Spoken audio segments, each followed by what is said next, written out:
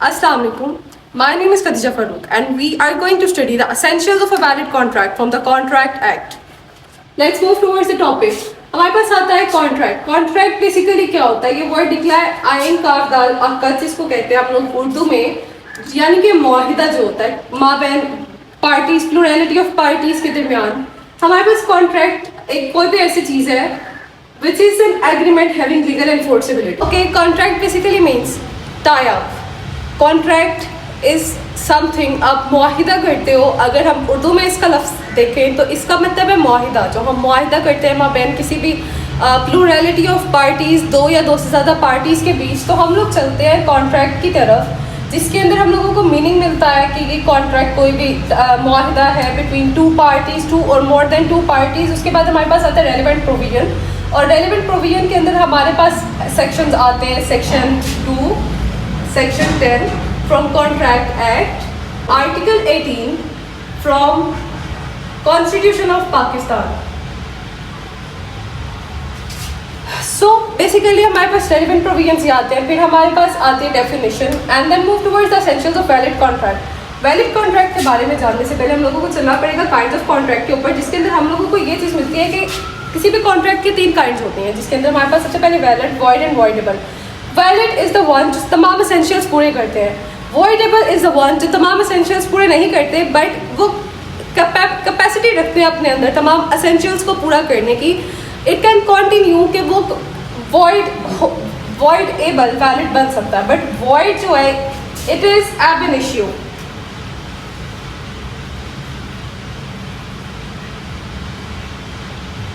Totally illegal from the start. तो हमारे पास ये चीज़ कभी भी वैलिड नहीं बन सकती. दैट मीन्स वॉइड कभी भी वैलिड कॉन्ट्रैक्ट नहीं बना सकता. अब हम आते हैं essentials of a valid contract के ऊपर, जिसके अंदर हमारे पास सबसे पहली चीज़ है प्रपोजल. प्रपोजल इज समथिंग आप ऑफर कर रहे हो किसी एक बंदे को. Let's suppose I want to sell the white board. I have to offer, I am person A and I have to offer person B कि मुझे ये सेल करना है इतने पैसों में. ये ऑफर है. This is called proposal. So the second essential is acceptance. दूसरा बंदा have to decide. Second one is acceptance. दूसरा बंदा हैज टू डिसाइड कि उसको ये चीज़ खरीदनी है या नहीं खरीदनी. अगर वो ऑफर एक्सेप्ट कर लेता है तो ये कलेक्टिवली बनेगा हमारे पास एक प्रॉमिस, और इस प्रॉमिस के अंदर जब हम कंसिडरेशन ऐड करेंगे, consideration means something in return. That means आपका मुआवजा या आपका बयाना in the form of money. हम लोग इसको जब भी पढ़ते हैं कॉन्ट्रैक्ट एक्ट के अंदर तो हम बेसिकली इसको डील करते हैं इन द फॉर्म ऑफ मनी. तो हमारे पास जब प्रॉमिस के साथ कंसिडरेशन आ जाएगी तो ये हमारे पास बन जाएगा एग्रीमेंट. एग्रीमेंट के अंदर हमारे पास जब लीगल एनफोर्सेबिलिटी आएगी विद यानी कि ये चीज़ जब इन the premises of law deal करेगी तो हम लोगों के पास ये कलेक्टिवली मिलाकर बन जाएगा एक कॉन्ट्रैक्ट. यानी कि प्रपोजल से स्टार्ट हुआ. प्रपोजल एक बंदे ने ए ने किया, बी को प्रपोजल भेजा कि मुझे ये चीज़ सेल करनी है. बी ने वो प्रपोजल एक्सेप्ट किया. ए और बी के दरमियान एक प्रॉमिस हो गया, जिस प्रॉमिस के अंदर उन्होंने तय किया कि हम लोग ये चीज़ कितने में बेचेंगे और कितने में परचेज करेंगे. तो जो आपस में उनका कॉन्ट्रैक्ट हुआ है आपस में एक, उसको हम एग्रीमेंट कहेंगे. अभी वो कॉन्ट्रैक्ट नहीं कहलाएगा क्योंकि उसके अंदर लीगल एनफोर्सेबिलिटी नहीं है. बट जब उसके अंदर लीगल एनफोर्सेबिलिटी लॉ की प्रेमिसेस में अप्लाई करेगा तो हमारे पास वो चीज़ कॉन्ट्रैक्ट के अंदर आएगी, यानी कि हम लोग उसको कॉन्ट्रैक्ट कहेंगे. अब उस कॉन्ट्रैक्ट को वैलिड कॉन्ट्रैक्ट बनाने के लिए हमें कौन कौन से एसेंशियल्स और पूरी करनी पड़ेंगी. हम लोगों को देखना पड़ेगा कि ये चीज़ जो भी मैं व्हाइट बोर्ड बेच रही हूँ या मैं अपना मोबाइल बेच रही हूँ तो ये चीज़ लॉफुल होनी चाहिए. ये चीज़ in the premises of law आनी चाहिए. ये नहीं कि मैं कोई इलीगल ऑब्जेक्ट पकड़ूँ और मैं उसको बेचने चली जाऊँ, और उसको बेचने के लिए यानी कि वो चीज़ जैसे इलीगल कोई चीज़ ऐड होगी तो वो वॉइड के अंदर लाई करेगा, और जैसे कोई भी चीज़ वॉइड के अंदर लाई करेगी तो वो हमारा कॉन्ट्रैक्ट ही खत्म हो जाएगा. Okay, let's talk about the competency of parties. हम लोगों को देखना पड़ेगा whether the party is major, whether the party is insane, और वेदर द पार्टी, हम लोगों को देखना पड़ेगा कि क्या वो पार्टी कॉन्ट्रैक्ट कर सकती है या नहीं कर सकती. उसके बाद हमारे पास आता है फ्री कॉन्सेंट. फ्री कॉन्सेंट यानी कि दो लोग, मैं और I am A and I am contracting with B. I am making a contract with B. तो इसके अंदर मेरी और बी की दोनों की मर्जी शामिल होना is the main necessary thing which is an essential element of a valid contract.